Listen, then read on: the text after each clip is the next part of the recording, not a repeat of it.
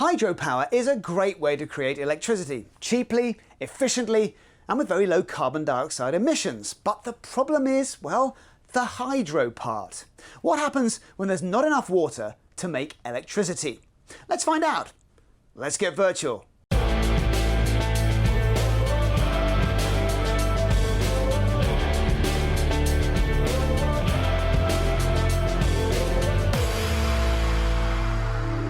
Our most recent winter was one of the driest on record, which meant smaller snowpack in the mountains and less meltwater. So you can see why, in recent weeks, reduced water levels meant the shutdown of the Edward Hyatt hydroelectric power plant at Lake Orville, one of the largest in our state.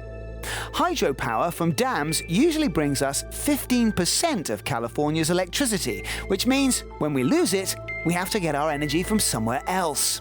That shortfall can be helped by wind and solar production, but the fact is, natural gas power plants, essentially a fossil fuel, are still largely in the mix, and it costs more, which means it's not just passed on to our bills, but increases our state's carbon dioxide emissions too. And when it gets hot, we yank up our aircon and demand even more electricity. All of this interrelated complexity is only going to get tougher as we head towards the goal of carbon-free electricity generation by 2045. And as California's in the grip of a mega drought right now, well, the future's looking a bit of a worry. Fortunately, we have smart minds at the California Department of Water Resources who anticipate and plan for these moments because, well, if you're watching this, it means you have electricity. So we have them to thank. Thank you.